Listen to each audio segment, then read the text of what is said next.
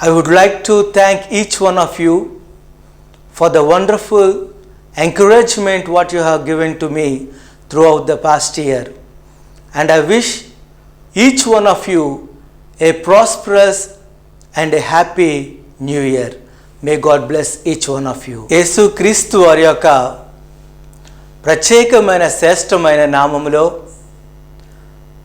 ఈ 2020 అంతా కూడా దేవుడు మనల్ని ఆశీర్వదించి మనకిచ్చిన చక్కని సమయాన్ని బట్టి ఆఖరపు వారములో దేవుని యొక్క వాక్యాన్ని మీతో పంచుకోవటము చాలా ఆశీర్వాదముగా నేను భావిస్తున్నాను. దేవుడు మనలను మన కుటుంబాలను ఆశీర్వదించి ఎటువంటి ఆపదలు కానీ కష్టాలు కానీ బాధలు కానీ లేకుండా ఎన్ని శోధనలు వచ్చినప్పటికీ తన చెయ్య మన మీద నుంచి తొలగించకుండా తన యొక్క కనుదృష్టి మన మీద నుంచి తొలగించకుండా నిత్యము కాపాడుతూ మనల్ని నడిపిస్తున్నందుకు ఆ దేవునికి ప్రత్యేకమైన వందనాలు చెల్లించుకుంటూ ఆయన యొక్క దూతలతో నడిపిస్తున్నందుకు కూడా దేవునికి వందనాలు చెల్లిస్తున్నాను. ఈ నూతన సంవత్సరంలోనికి మరొక 2 రోజుల్లో మనం అడుగు పెడుతున్నప్పుడు ఆధ్యాత్మికమైన అంశాలు ఈ యొక్క ఆఖరు వారంలో దేవుడు మనతో మాట్లాడబోతున్నాడు. ఈ యొక్క నూతన సంవత్సరపు ఈ యొక్క ప్రత్యేకమైన దేవుని యొక్క వాక్యాన్ని ధ్యానము చేయటానికి సిద్ధంగా ఉన్నట్లయితే ప్రార్థన పూర్వకంగా దేవుని యొక్క వాక్యంలోనికి వెళ్దాము. మమ్మల్ని మిక్కిలిగా ప్రేమిస్తున్న మా పరలోకమందున మా తండ్రి, ఈ ప్రత్యేకమైన సమయమందు ప్రభువా మీరు మాతో మాట్లాడటానికి ఈ యొక్క 2020 సంవత్సరంలో ఆఖరు వాక్యం ఇచ్చి ప్రభువా నూతన తలంపులతోనూ నూతన ఆలోచనలతోనూ మమ్మల్ని బలపరచటానికి సిద్ధంగా ఉన్నందుకు వందనాలు చెల్లిస్తున్నాం. ఈ యొక్క సమయమందు మాట్లాడేది మీరే ప్రభువా, మీ ఆత్మాభిషేకము మా మీద కుమ్మరించి ప్రతి ఒక్కరిని కూడా పేరు పేరు చెప్పిన దీవిస్తారని యేసు నామమున అడుగుతున్నాము తండ్రి, ఆమెన్. ఈరోజు దేవుని యొక్క వాక్యాన్ని ధ్యానం చేసుకోవటానికి దేవుడు మనతో మాట్లాడటానికి సిద్ధంగా ఉన్న అంశము నన్ను దాటిపోకయా, నన్ను దాటిపోకయా అనే ఒక అంశము దేవుడు మనతో మాట్లాడబోతున్నాడు. ఈ యొక్క క్రైస్తవ జీవితంలో మనము జీవిస్తున్నప్పుడు ఆధ్యాత్మికంగా ప్రతి ఒక్కరు కూడా కోరుకునేది ఒక తోడు, ఒక నీడ వారితో ఎప్పుడు కూడా ఉండాలని ఆశపడతా ఉంటారు. అలాగే ఈ క్రైస్తవ జీవితంలో కూడా మనం ముందుకు వెళుతున్నప్పుడు ఆ దేవుడు నిన్ను ఎప్పుడు కూడా విడువను ఎడబాయను, నేను నీకు తోడుగా ఉండి నా యొక్క అభయహస్తము నీకు దయచేసి సమస్త కార్యక్రమములో కూడా విజయాన్ని కలుగ చేస్తానని దేవుడు తన యొక్క వాగ్దానముతో మనలను ముందుకు తీసుకువెళ్తున్నారు. ఈ యొక్క ప్రత్యేకమైన సమయంలో మరి మన యొక్క ప్రార్థన, మన యొక్క తలంపు, మన యొక్క ఆలోచన కూడా ఆ యేసు క్రీస్తు వారిలో ముందుకు వెళుతున్నప్పుడు ఆ దేవుని యొక్క సహాయముతోనూ పరిశుద్ధాత్మ యొక్క సహాయముతో ముందుకు వెళుతున్నప్పుడు మనం ఎప్పుడు కూడా నన్ను దాటిపోకయా అనే ఒక అంశాన్ని, అనే ఒక తలంపులను మన జీవితంలో ఎప్పుడైతే మనం ఏర్పాటు చేసుకుంటామో తప్పనిసరిగా దేవుడు మనకి తోడుగా ఉంటారు. ఎందుకో తెలుసా? ఆ దేవుడు మనల్ని పిలవకుండానే, ఆ దేవుడు మనము ప్రభువా అని అనకముందే మనకి సహాయం చేసి ఎప్పుడు కూడా మన వెనకాల తోడుగా ఉండి నడిపిస్తూ ఉంటారు. ఈరోజు ఈ యొక్క అంశాన్ని మనము నేర్చుకుని చూడగా ఈ యొక్క సంవత్సరం అంతా కూడా ఎన్నిసార్లు ఆ దేవుణ్ణి ప్రభువా నన్ను దాటిపోకయా అని అన్నామో ఒకసారి మనం జ్ఞాపకము చేసుకోవాలి. ఎందుకంటే ఆ దేవుడు ఎప్పటికప్పుడు తన యొక్క ప్రేమను బట్టి, తన యొక్క వాత్సల్యతను బట్టి, తన యొక్క కృపను బట్టి, తన యొక్క దయను బట్టి అడగకుండానే మన దగ్గరకు వచ్చి సహాయం చేసి నడిపించే దేవుడు. అలాంటి దేవుని దగ్గరికి మనము ఎలాంటి హృదయముతో వెళ్తున్నామో ఈ వాక్యాలను ధ్యానము చేసుకుంటున్నప్పుడు, ఈ యొక్క సంవత్సరపు ఆఖరి వాక్యాన్ని మనం ధ్యానము చేస్తున్నప్పుడు ఆలోచనలతో ముందుకు వెళ్ళవలసిందిగా దేవుడు మన దగ్గర నుంచి కోరుకుంటున్నాడు. మరి నన్ను దాటిపోకయా అనే ఒక అంశాన్ని మనం ధ్యానం చేస్తున్నప్పుడు ఈ యొక్క విషయంలో చాలా లోతైన భావముతో కూడిన మాటలు మనం చూడగలుగుతున్నాము. దయచేసి మన పరిశుద్ధ లేఖనములు ఆదికాండము 18వ అధ్యాయము 1వ వచనములో మనము చూసుకున్నప్పుడు దేవుని యొక్క ప్రవక్తగా, దేవుని యొక్క బిడ్డగా, దేవుని యొక్క అడుగుజాడలలో నమ్మకముగా నడుస్తున్న అబ్రహాము యొక్క జీవితంలో జరిగిన ఒక తెలిసిన సంఘటన మనకి జ్ఞాపకం చేయబడుతుంది. ఆయన ఒక సంఘటనలో మధ్యాహ్నము ఒక చెట్టు కింద కూర్చుని ఆయన చేస్తున్న ఒక విషయంలో ఈ మాటలు మనం చూడగలుగుతున్నాము. దయచేసి మీ పరిశుద్ధ లేఖనములు ఆదికాండము 18వ అధ్యాయము 1వ వచనం నుంచి తెరవలసిందిగా కోరుకుంటున్నాను. మరియు మమ్రే దగ్గరనున్న సింధూర వనములో అబ్రహాము ఎండవేళ గుడారపు ద్వారమందు కూర్చొని ఉన్నప్పుడు యెహోవా అతనికి కనబడెను. ఈ వాక్యంలో మనం చూసినప్పుడు మమ్రే దగ్గర సింధూర వనములో అబ్రహాము ఎండవేళలా కూర్చున్నట్లు వాక్యంలోంచి మనము చూస్తున్నాము. ఆయన కూర్చుని ఏం చేస్తున్నారు? ఆ యొక్క ఎండవేళలో కూర్చుని ఆ యొక్క విశ్రాంతి తీసుకుంటున్నప్పుడు చక్కగా భోజనం అంతా అయిపోయింది. ఒక విశ్రాంతి సమయముగా అతను ఏర్పాటు చేసుకుని ఆ యొక్క ఎండవేళలో ఆ యొక్క సింధూర వనములో కూర్చుని ఆయన విశ్రాంతి తీసుకుంటున్న సమయంలో వాక్యము సెలవిస్తుంది, యెహోవా దేవుడు అతనికి కనపడినట్లు సెలవిస్తుంది. ఎప్పుడైతే యెహోవా దేవుడు తన యొక్క 2 దూతలతో కూడా కనపడటం జరిగిందో, మరి అబ్రహాము వెంటనే ఇది నాకెందుకులే, ఇది దేవుడో దూతో లేకపోతే ఇంకెవరైనా ఇలా వెళ్తున్నారేమో, నాకెందుకులే అని అతను అనుకోకుండా అతను చేసింది ఏంటంటే వెంటనే పరుగున వెళ్ళి మరి వెంటనే సాష్టాంగ పడి ఆరాధించి ప్రార్థన చేసి, అయ్యా మీరు నన్ను దాటిపోవద్దు, దయచేసి వచ్చి చల్లటి నీళ్ళతో కాళ్ళు కడుక్కుని మరి నేను ఏర్పాటు చేసే కొద్దిగా ఆహారము తీసుకుని మీ యొక్క ప్రయాణాన్ని ముందుకు తీసుకువెళ్ళమని చెప్పినట్లు 3వ వచనంలో మనం చూస్తాము. దయచేసి వాక్యం చదువుకుందాము. ప్రభువా, నీ కటాక్షము నా మీద ఉన్న ఎడల ఇప్పుడు నీ దాసుని దాటిపోవద్దు. ఈ వాక్యంలో కూడా ఎంత చక్కగా అబ్రహాము దేవుణ్ణి బతిమాలుకుంటున్నాడో మనకి తెలుస్తుంది. అతను అంటున్నాడు, ప్రభువా నీ కటాక్షము నాకు చూపించు ప్రభువా, నా మీద దయచేసి ఆ కటాక్షను బట్టి నీ యొక్క దాసుని దాటిపోవద్దు ప్రభువా అని ప్రార్థన చేస్తూ మరి దేవుణ్ణి వేడుకుంటున్నట్లు ఈ యొక్క మాటల్లోంచి మనం చూడగలుగుతున్నాము. దేవుని యొక్క బిడ్డలుగా ఈ యొక్క సమయంలో ఈ సంవత్సరం అంతా కూడా ఎన్నోసార్లు నువ్వు దేవుని దగ్గరికి వచ్చి ఉన్నావు. ఎన్నోసార్లు మనందరము కూడా దేవుని దగ్గరికి వెళ్ళి, ప్రభువా నాకు ఇది కావాలి, నాకు అది కావాలి, నా పరిస్థితి ఈ రీతిగా ఉన్నది అని మనం దేవునికి మొరపెట్టుకున్న సమయములను అంశములను చాలా మనము చూసి ఉన్నాము.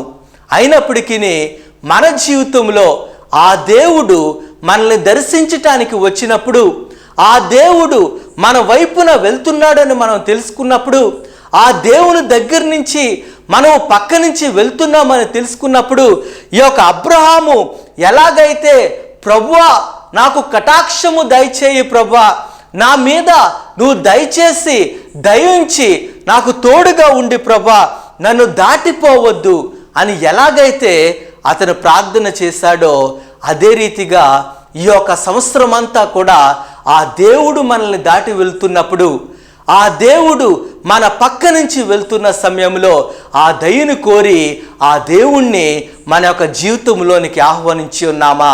మనం ఒక్కసారి ఆలోచించవలసిందిగా దేవుడు మన దగ్గర నుంచి కోరుకుంటున్నారు. ఎందుకంటే చాలాసార్లు ఈ సంవత్సరం అంతా కూడా మరి ఎంత మట్టుకి వాస్తవంగా అన్నది కాదు, కానీ చాలాసార్లు మనం ఏం చేస్తామంటే అవసరం అయ్యేటప్పటికి దేవుని దగ్గరికి పరిగెడుతున్నాము, అవసరం అయిపోయేటప్పటికి మానవుల దగ్గరికి పరిగెట్టే పరిస్థితి ఈ యొక్క మానవ నైజంలో ఉన్నట్లుగా ఇక్కడ చూడగలుగుతున్నాము. అయితే అబ్రహాము మనందరికీ తెలిసిన రీతిగా ఆయన దేవుణ్ణి దాటిపోనివ్వకుండా అతనిని బతిమాలి, ప్రభువా దయచేసి మా ఇంట్లో బస చేయమని చెప్పి మిట్ట మధ్యాహ్న సమయమైనా కానీ వెంటనే శారాయిని లేపి, ఇదిగో ఇలా మనకు అతిథులు వచ్చి ఉన్నారు, దేవుడు వచ్చి ఉన్నారు, దూతలు వచ్చి ఉన్నారు, వారికి ఏమన్నా సిద్ధపరచమని చెప్పి వారు బస చేసే వరకు కూడా వారితో ఉండి ఆ వారందరినీ ముగ్గురిని కూడా ముందుకు సాగనంపినట్లు వాక్యములోంచి అదే అధ్యాయంలోంచి మనం చూడగలుగుతున్నాము. దేవుని యొక్క బిడ్డలుగా మన యొక్క జీవితంలో అలాంటి తాపత్రయము, అలాంటి ఆలోచన వంటి ఒక గుణలక్షణము మన జీవితంలో మనం అలవాటు పరుచుకుని ఏ సమయంలోనైనా కానీ ప్రభువా నన్ను దాటి వెళ్ళవద్దు ప్రభువా, నాతో ఉండు ప్రభువా అని మనం ఎప్పుడైనా ప్రార్థన చేసి ఆ ప్రార్థనలో మనం ముందుకు వెళుతున్నామా? మనం ఒకసారి జ్ఞాపకము చేసుకోవాల్సిందిగా దేవుడు మన దగ్గర నుంచి కోరుకుంటున్నాడు. మరొక సన్నివేశంలో చూసుకున్నప్పుడు నిర్గమకాండము 34వ అధ్యాయంలో మరొక సన్నివేశాన్ని మనము చూస్తాము. ఇక్కడ మానవులు ఎవ్వరూ కూడా దేవుణ్ణి అడుగుతున్నట్టు లేదు. ఎవరూ కూడా ప్రభువా నన్ను దాటిపోవద్దు, నా పక్కన ఉండు అని అడగలేదు. కానీ మోషే ఆ 2 పలకలను కూడా ఎప్పుడైతే ఇజ్రాయేల్ ప్రజలు ఒక దూడను చేసి దేవునికి విరోధంగా పాపము చేయటం ప్రారంభించారో, మోషే అది తట్టుకోలేక ఆ 2 పదాజ్ఞల పలకలను కూడా పగలగొట్టిన తర్వాత మరి దేవుడు మోషేను పిలిచి, రేపు ఉదయకాల సమయమందు మరొక్కసారి 2 రాతి పలకలను తీసుకుని నా పర్వతం మీద దగ్గరికి రావాలి, నువ్వు శుభ్రంగా మరి ఆ పర్వతం మీద ఎవ్వరూ కూడా రాకూడదు, అక్కడ పశువులైనా కానీ మనుషులైనా కానీ గొర్రెలైనా కానీ ఈ పర్వతము దగ్గరికి రాకుండా కేవలము నువ్వొక్కడవే పవిత్రపరుచుకుని నా దగ్గరికి రమ్మని చెప్పినట్లు నిర్గమకాండము 34వ అధ్యాయంలో మనము చూస్తున్నప్పుడు ఎంతో తేటగా దేవుడే స్వయాన్న మరి మోషేను దాటి వెళ్తున్నప్పుడు ఆయన తన యొక్క గుణలక్షణాలను బయలుపరిచినట్లు ఈ యొక్క మాటలోంచి మనము చూస్తున్నాము. ఎప్పుడైనా ఈ లోకంలో ఎవరినైనా మనం పరిశీలన చేసినప్పుడు దేవుడు అని పిలువబడుతూ పరిశుద్ధుడుగా ఉంటూ వేలాది కోట్లాది దూతలతో ఎప్పుడు కూడా కొనియాడబడుతూ ఉన్న ఆ యొక్క ప్రత్యేకమైన పరిశుద్ధ దేవుడు తను తాను కనుపరుచుకుంటూ ఈ రీతిగా మాట్లాడి ఉన్నారా? మనం ఒకసారి ఆలోచిద్దాము. నిర్గమకాండంలో 34వ అధ్యాయంలో 6వ వచనము మనం చదవగలిగినట్లయితే దేవుడు మానవుల పట్ల ఎంత ప్రేమ కలిగి, ఎంత ఆప్యాయత కలిగి, ఎంత కనికరము కలిగి, ఎంత కృప కలిగి, ఆ మానవుల పట్ల ఎంత దయాదాక్షములతో ఆ దేవుడు ఉన్నాడో ఈ మాటల ద్వారా మనం తెలుసుకోగలుగుతున్నాము. అతని ఎదుట యెహోవా అతని దాటి వెలుచు, యెహోవా కనికరము, దయ, దీర్ఘశాంతము, విస్తారమైన కృపా సత్యములు గల దేవుడైన యెహోవా. మీరు చూసారా వాక్యము? మరి దేవుడు తను తాను కనుపరుచుకోవాల్సిన పరిస్థితి ఎందుకు వచ్చిందంటారు? అంత గొప్ప దేవుడు మరి ఆయన పరిశుద్ధుడని మోషేకు తెలుసు కదా. మోషే పర్వతం మీదకు వెళ్ళినప్పుడు మరి దేవుడే స్వయాన ఆయన దాటి వెళుతూ, లేకపోతే ఆయన రహస్యంగా ఉండొచ్చు కదా, లేకపోతే ఒక కొండ చోటును కూర్చుని మాట్లాడవచ్చు కదా, లేకపోతే ఆ యొక్క యెహోవా దేవుడే మరి నా సంగతి నీకు తెలుసు కదా, నువ్వు రాసుకో, నీ పుస్తకంలో రాసుకో అని 2 మాటలు చెప్పి అతను వదిలేయచ్చు కదా. ఆ రీతిగా కాకుండా ఆ యొక్క పవిత్రమైన దేవుడు ఆ పరిశుద్ధతను మోషేకు కనుపరుస్తూ అతను తనంతట తాను మోషే కూడా అడగకుండా అతని ఎదుట యెహోవా అతని దాటి వెళ్ళుచు యెహోవా కనికరము దయ దీర్ఘశాంతము విస్తారమైన కృపాస్యములు గల దేవుడైన యెహోవా అని తను తాను ఆయన వర్ణించుకుంటూ మానవులకు ఆ ప్రేమను వ్యక్తం చేస్తున్నట్లు బయలుపరుస్తున్నట్లు ఈ యొక్క మాటల్లోంచి మనము చూస్తున్నాము. జీవము గల దేవుడు ఈ సంవత్సరం అంతా కూడా నీకు నాకు ప్రతి నిమిషము కూడా దాటుకుంటూ వెళుతూ మనం పట్టించుకున్నా పట్టించుకోకపోయినా కానీ ఈ 365 రోజులు కూడా ఆ దేవుడు మనతో ఉండి ఎప్పుడు కూడా కావిలిగా ఉండి ఆయన యొక్క కనికరమును మన మీద చూపుడుతూనే ఉన్నారు. ఒక్కసారి మనం ఆలోచిద్దాము. ఈ సంవత్సరం అంతా కూడా మనము ఎన్నిసార్లు దేవునికి విరోధంగా మనం ఉన్నప్పటికీ, ఎన్నిసార్లు దేవుని దగ్గర నుంచి మనం దూరంగా పారిపోతున్నప్పటికీ ఆ కనికరము గల దేవుడు మన పక్కకు వచ్చి తన యొక్క కనికరమును మనకెంత బయలుపరిచి ఉన్నాడో మనం ఒకసారి జ్ఞాపకం చేసుకోవాలి.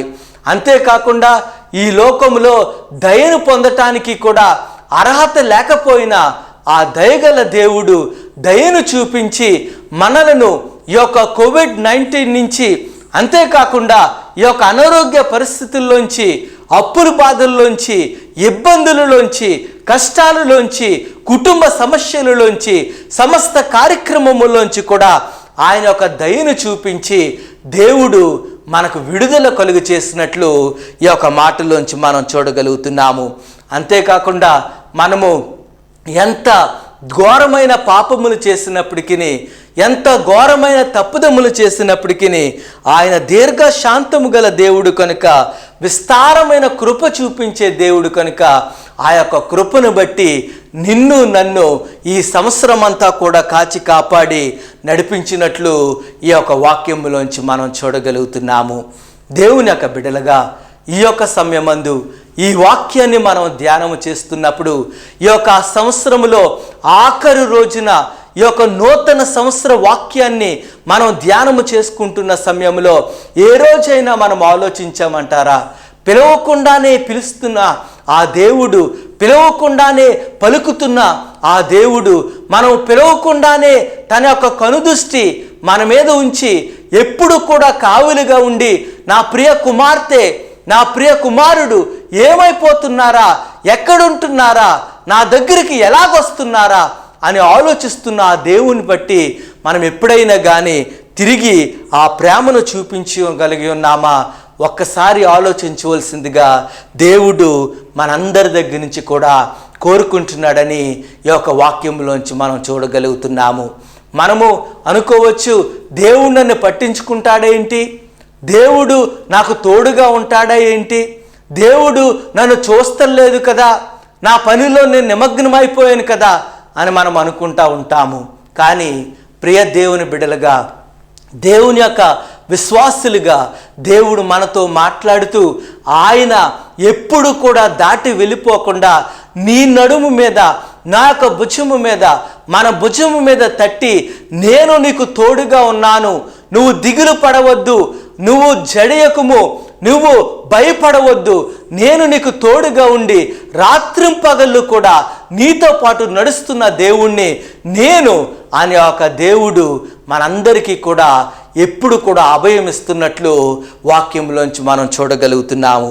అందుకనే హబకుకు 3వ అధ్యాయము 2వ వచనంలో మనం చూసుకున్నప్పుడు హబకుకు దేవునితో మాట్లాడుతూ దేవుని యొక్క వాక్యము మనందరితో కూడా బయలుపరుస్తూ ఆయన ఈ యొక్క చక్కని విషయాన్ని ఈ యొక్క సంవత్సరపు ఆఖరు రోజుల్లో మనందరికీ కూడా దేవుని యొక్క వాక్యం ద్వారా దేవుడు బయలుపరుస్తున్నారు. యెహోవా సంవత్సరములు జరుగుచుండగా నీ కార్యము నూతన పరచుము, సంవత్సరములు జరుగుచుండగా దానిని తెలియజేయము, కోపించుచునే వాత్సల్యమును జ్ఞాపకమునకు తెచ్చుకొనుము.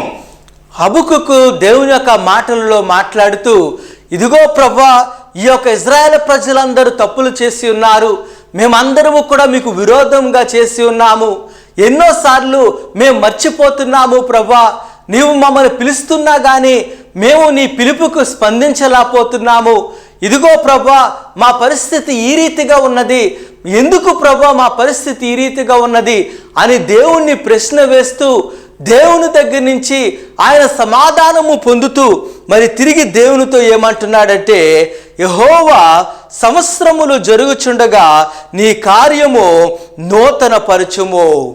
ఒక్కొక్క సంవత్సరము మా జీవితంలో జరుగుతున్నప్పుడు, ఒక్కొక్క సంవత్సరము మా జీవితంలో ముందుకు వెళుతున్నప్పుడు, ఒక్కొక్క గడియ మా జీవితంలో మేము ముగించుకుని నూతన సంవత్సరంలో అడుగు పెడుతున్నప్పుడు దయచేసి నీ యొక్క కార్యక్రమములు మా జీవితంలో జరిపింపుమయ్యా. వాటిని పాతవుగానే కాకుండా ఒక నూతన సృష్టిగా చేసి నూతనమైన అనుభూతితో మాకు తెలియచేయమయ్యా అని చెబుతూ ఆయన దేవునిని తన యొక్క వాత్సల్యతను ఆయన దేవునిని జ్ఞాపకము చేసుకోమని చెప్పి బతిమాలుతున్నట్లు ఈ యొక్క హబక్కుకు తన యొక్క గ్రంథములో వివరించి రాస్తున్నట్లు ఈ యొక్క వాక్యంలోంచి మనం చూడగలుగుతున్నాము.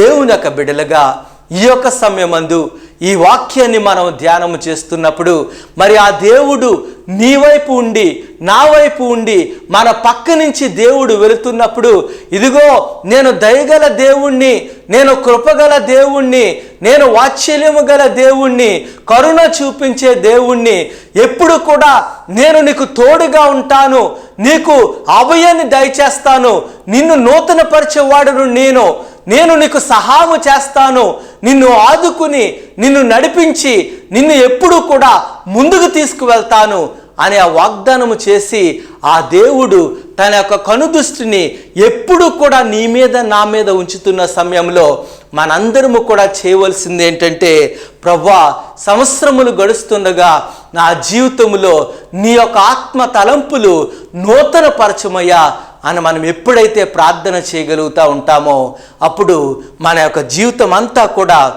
నిత్యము దేవుని యొక్క సన్నిధానంలో వర్ధిల్లింపబడతాదని ఈ యొక్క వాక్యంలోంచి మనం చూడగలుగుతున్నాము.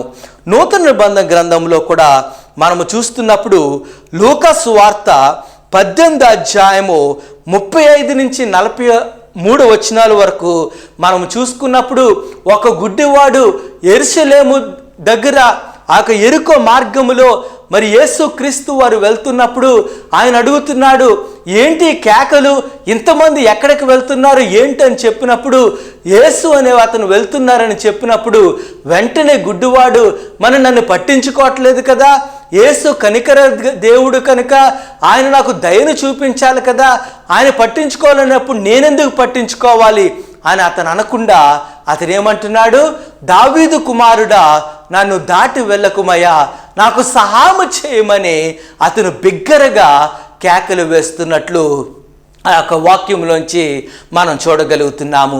కేకలు వేయటమే కాదు, ఆ చుట్టుపక్కల ఉన్న వాళ్ళందరూ కూడా ఊరుకో, నువ్వు మాట్లాడొద్దు అని చెప్పినప్పటికీ అతను మౌనంగా ఉండకుండా తన యొక్క కంఠస్వరాన్ని ఇంకా బిగ్గరగా విప్పి, ప్రభువా నాకు కనికరము చూపించి నాకు స్వస్థత కలుగు చేయమని చెప్పి ఆ యేసు క్రీస్తు వారిని బతిమాలినట్లు వాక్యంలోంచి మనం చూడగలుగుతున్నాము. ఈ నూతన సంవత్సరంలోకి మనం అడుగు పెడుతున్నప్పుడు ఈ పాతవన్నీ కూడా విడిచిపెట్టి ఆ నూతన సంవత్సరంలోనికి నూతన తీర్మానాలతోనూ నూతన శక్తితోనూ నూతన తలంపులతో మనం ముందుకు వెళుతున్న సమయంలో మనుషుల వల్లే మనం పట్టించుకుంటున్నామా, లేక ఆ దేవుణ్ణి, ప్రభా నా పక్కన నువ్వు వెళ్ళిపోవద్దు ప్రభా, నన్ను తప్పించుకుని వెళ్ళవద్దు ప్రభా, నన్ను దాటిపోకమయ్యా అని మన ప్రార్థన అయి ఉన్నదా మనం ఒకసారి జ్ఞాపకం చేసుకోవాల్సిందిగా దేవుడు మన దగ్గర నుంచి కోరుకుంటున్నాడు. కీర్తనలు 121:8 వచనంలో మనం చూసుకున్నప్పుడు దేవుని యొక్క వాక్యము సెలవిస్తుంది, మరి ఆ దేవుడు ఎంత కనికర దేవుడు అంటే, ఎంత దయగల దేవుడు అంటే, మనము పిలవకుండానే ఎప్పుడు కూడా కావలిగా ఉండటమే కాకుండా ఆయన ఒక వాగ్దానము మనందరికీ కూడా ఈ యొక్క పాత సంవత్సరము గతించుకుంటూ నూతన సంవత్సరంలోకి వెళ్తున్నప్పుడు దేవుడు మనకి దయచేస్తున్నాడు. ఇది మొదలుకొని నిరంతరము నీ రాకపోకల యందు యెహోవా నిన్ను కాపాడును. ఈ యొక్క 121 కీర్తన 8వ వచనంలో మనము చూసుకున్నప్పుడు ఆ దేవుడు ఇది మొదలుకొని నిరంతరము నీ రాకపోకల యందు యెహోవా నీకు కాపాడును అనే ఒక మాటను వాగ్దానం చేస్తున్నారు. ఈ సంవత్సరము గతించి మరొక నూతన సంవత్సరంలోనికి మరికొన్ని గడియలలో మనం అడుగు పెడుతున్నప్పుడు, కొద్ది రోజులలో మనం అడుగు పెడుతున్న సమయంలో ఆ దేవుడు నీకు కావలసిన ప్రతి ప్రయాణ దీవెను కూడా మీకు అనుగ్రహించాలని మనస్ఫూర్తిగా కోరుకుంటున్నాను. నువ్వు చేస్తున్న ప్రతి ఆఖరి క్షణమైన గడియలు పనులను కూడా దేవుడు నీ జీవితంలో సఫలపరచాలని మనస్ఫూర్తిగా కోరుకుంటున్నాను. హబక్కుకు అంటున్నాడు, మరి సంవత్సరములు జరుగుచుండగా నీ కార్యములు నూతన పరచమని చెప్తున్న సమయంలో ఈ సంవత్సరం అంతా కూడా నువ్వు ఏమి చేస్తున్నా కానీ అవన్నీ కూడా నూతన పరచటానికి 2021 సంవత్సరము నీకు ఒక ప్రత్యేకమైన ఆశీర్వాదకరంగా ఉండాలని మనస్ఫూర్తిగా కోరుకుంటున్నాను. అంతేకాకుండా మరి 33వ కీర్తన 19వ వచనంలో దావీదు మహారాజు సెలవిస్తూ, యెహోవా దృష్టి ఆయన యందు భయభక్తులు గల వారి మీదను ఆయన కృప కొరకు కనిపెట్టు వారి మీదను నిలుచుచున్నది. యెహోవా దృష్టి ఎవరైతే దేవుని యందు భయభక్తులుగా ఉంటారో, ఈ 2000 సంవత్సరం అంతా కూడా మనం ఎవరైతే భయభక్తులుగా ఉండి ప్రభువా నువ్వు నాకు సహాయం చేయి, నాకు తోడుగా ఉండు, నా యొక్క సంవత్సరాన్ని నూతన పరిచి బలపరచు అని దేవుని యందు భయభక్తులుగా ఉండి తన యొక్క కృప కోసము కనిపెట్టిన వారందరి మీద కూడా ఆయన యొక్క కనుదృష్టి ఉంటుందని ఈ యొక్క మాటల్లోంచి మనం చూడగలుగుతున్నాము. దేవుని యొక్క బిడ్డలుగా మరి మన ప్రార్థన మరి ప్రభువా నన్ను దాటి వెళ్ళకు మనం చేయాలి. ఆ దేవుడు మనం పిలవకుండానే పిలిచి ఇదిగో నేను ఎలాంటి వాణ్ణి అని దేవుడు చెప్పుకుంటున్నప్పుడు అంత గొప్ప దేవుణ్ణి మనం స్మరణిస్తున్నాము కనుక హబక్కుకు చెప్తున్న రీతిగా ఒక్కొక్క సంవత్సరము గడుస్తున్న సమయంలో మన యొక్క జీవితంలో అనేకమైన నూతన కార్యక్రమములు సఫలపరచటానికి సదాకాలము మీకును మీ కుటుంబాలకు దేవుడు తోడుగా ఉండి నూతన ఆత్మలతోనూ నూతన శక్తితోనూ నూతన బలముతోనూ నూతన దీవెనలతోనూ నూతన ఆశీర్వాదములతోనూ నువ్వు అనుకున్న ప్రతి కార్యక్రమము కూడా యేసుక్రీస్తు వారిలో నెరవేర్చబడటానికి దేవుడు మిమ్మల్ని మీ కుటుంబాలను మన వాక్యాన్ని ప్రత్యేకంగా ఆశీర్వదించి నడిపించునుగాక. మీ అందరికీ కూడా మరి కొద్ది రోజుల్లో నూతన సంవత్సరంలోకి అడుగు పెడుతున్నాము కనుక నూతన సంవత్సరపు శుభాకాంక్షలతో దేవుడు మీ అందరినీ కూడా ఎప్పుడు దీవించునుగాక. చిన్న ప్రార్థన చేసుకుని ముగించుకుందాము. మమ్మల్ని మిక్కిలిగా ప్రేమిస్తున్న మా పరలోకమందున మా తండ్రి, మాకిచ్చిన యొక్క నూతన సంవత్సరపు సందేశాన్ని బట్టి వందనాలు చెల్లించుకుంటూ మమ్మల్ని దాటిపోకవయ్యా, మీరే మాకు తోడుగా ఉండి మీ కనికరమును మీ దయను మీ వాత్సల్యతను మాకు చూపించి మాకును మా పాడి పంటలకును మాకును మా ఉద్యోగాలకును మాకును మా బిడ్డలకును మేము చేస్తున్న కార్యక్రమములకు తోడుగా ఉండి సదాకాలము మీరు మాకు తోడుగా ఉంటారని కోరుకుంటున్నాం.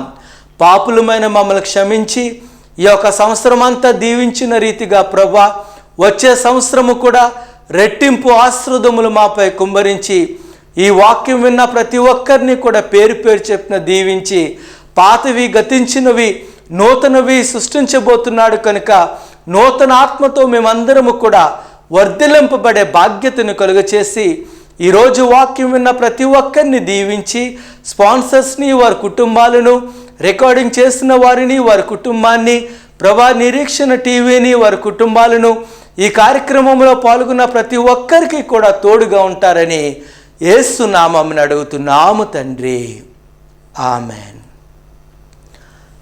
మరొకసారి ఈ యొక్క కార్యక్రమంలో పాల్గొన్న మీ అందరికీ కూడా వందనాలు చెల్లిస్తున్నాను. స్పాన్సర్స్ కోసం ప్రార్థన చేస్తారని విశ్వసిస్తున్నాను.